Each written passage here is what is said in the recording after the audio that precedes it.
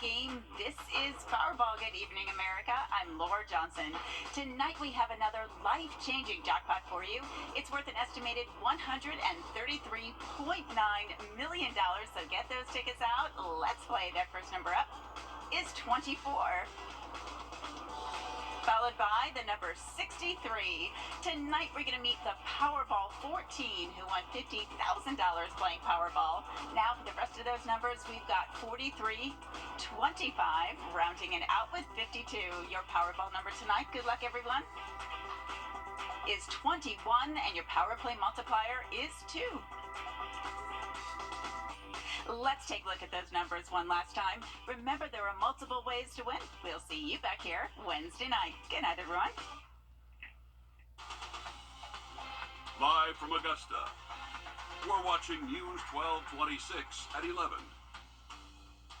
Will New Hampshire settle it all? Nikki Haley and Donald Trump going head-to-head in tomorrow's presidential primary. We're going to hear from both candidates coming up. But first, the point-in-time count for the homeless in Augusta is underway. Volunteers and city leaders are going around taking the count, asking questions, providing care for those in the homeless community. Nick Veland live in the municipal building with more on this yearly federal requirement.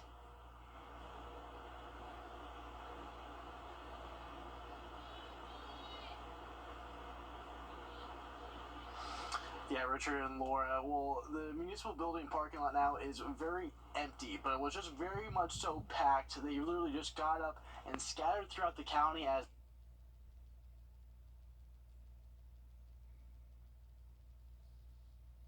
a count that'll be from sunset to sunrise. It always humbles you, no matter how many times you go out.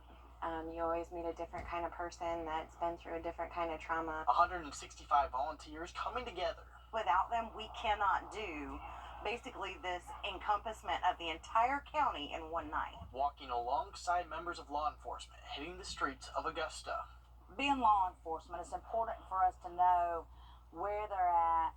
It's important for us to engage with them on a positive note, to offer resources, of course, to try to get them off the streets, and then that's where the funding comes in. The count will result in federal funding for resources, which is why this night took since October to plan, making sure everything goes right. I want to make sure that every volunteer has some type of encounter with the people that we're looking for. And then the other thing, too, is I want our homeless community to feel comfortable in that conversation. In 2022, the count reached more than 500 people, more than 300 of those not in a shelter. This will help reach this population and go beyond just counting them as a number. Just listening to them and allowing them to be heard for the first time, or sharing resources with them.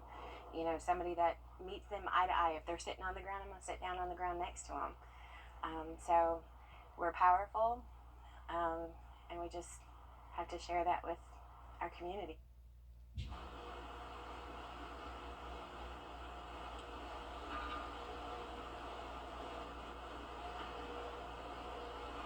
Nick, you there? Can you hear us? Yeah, and this process over the next week and a half will have different elements, but for day one, night one, this will go on until around 6 a.m. this morning.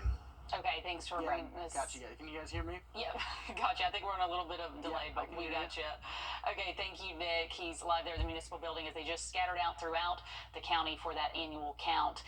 Tonight, Bamberg County officials declaring a state of emergency in the county. It comes a week after the city of Bamberg also declared a state of emergency after an EF2 tornado destroyed businesses, historical buildings, and homes earlier this month.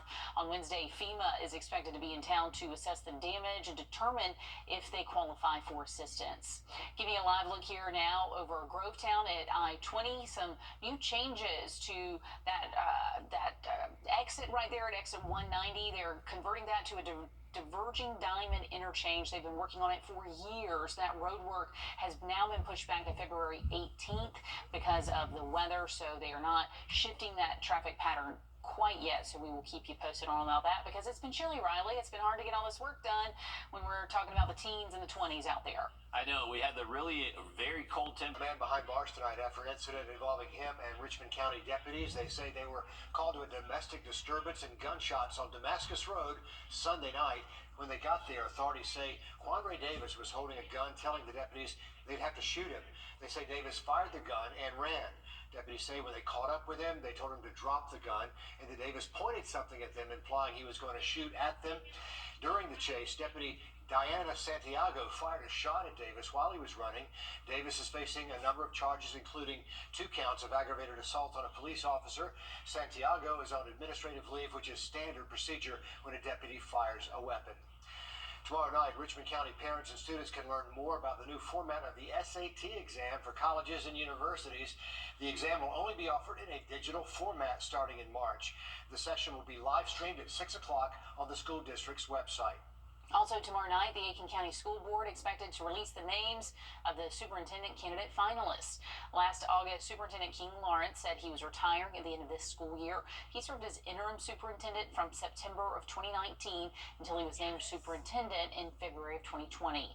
This will be at 6 o'clock on Brookhaven Drive. It also will be live streamed on the school's website if you can't make it there. The South Carolina Department of Education accepting applications for a new program helping certain families send their kids to private schools, but it will be in the hands of the state Supreme Court because it's funded with tax dollars. Applications for the Education Scholarship Trust Fund, also known as the School Voucher Program, are on the Department of Education's website. It would award scholarships worth $6,000 each for up to 5,000 students. To be eligible, family incomes must be limited to about $62,000 for a family of 4.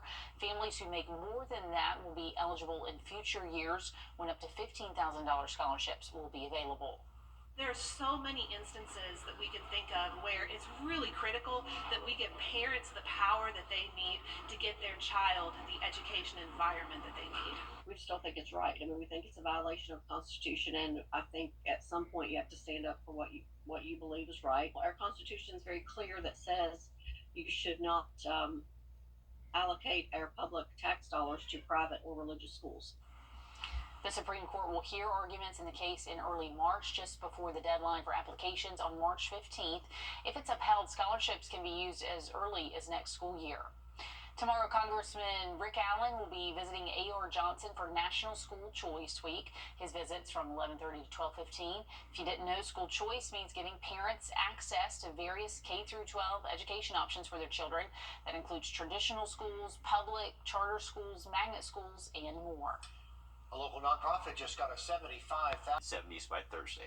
Riley, thanks a lot. Today marks a milestone in U.S. Supreme Court decisions. 51 years since Roe v. Wade, which granted Americans the right to an abortion. And the court overturned that law, as you know, in 2022, ruling abortion rights should be determined by states. Now, in this presidential election year, Emily Schmidt reports how abortion is being used to rally voters. This year's March for Life event ended at the U.S. Capitol instead of the Supreme Court. One of the organizers said to show the post-Roe battle lives with lawmakers. I am myself a product of an unplanned pregnancy. In January of 1972, exactly 1 year before Roe v. Wade, my parents, who were just teenagers at the time, chose life. Folks, this is what it looks like when the right to privacy is under attack. President Joe Biden spoke at the White House on the Roe anniversary as his vice president rallied voters in Wisconsin. You see, what the United States Supreme Court took, Congress can put back in place. And as Biden's campaign rolled out its first abortion-focused ad of the year, featuring an OB/GYN mother who traveled from Texas after learning her fetus had a fatal condition. In Texas, you are forced to carry that pregnancy, and that is because of Donald Trump overturning Roe v. Wade. For 54 years, they were trying to get Roe v. Wade terminated, and I did it, and I'm proud to have done it. This election year, Donald Trump, who appointed 3 conservative Supreme Court justices while president, is running for the Republican nomination against former South Carolina Governor Nikki Haley. Their next face-off is in voters listed abortion low on their list of key issues, according to a poll conducted by the University of New Hampshire. A November national poll found Americans aligned more with Democrats than Republicans on abortion. The question, will that alignment translate to votes? I'm Emily Schmidt reporting. All eyes will be on that contest tomorrow. A new FedEx commercial based on a last-minute wedding surprise.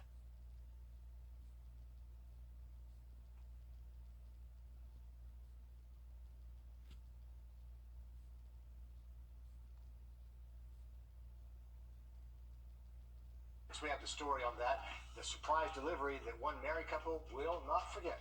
And as we had to break, giving you a live look here at Toronto and your winning lottery numbers.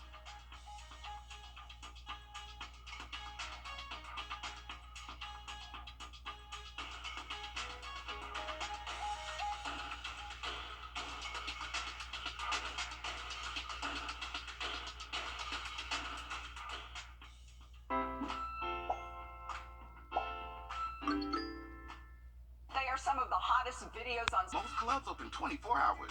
Feel good about being fashionably late. It's the last chance to join Planet Fitness for just 24 cents down, $10 a month. Cancel anytime. Hurry. Deal ends January 31st.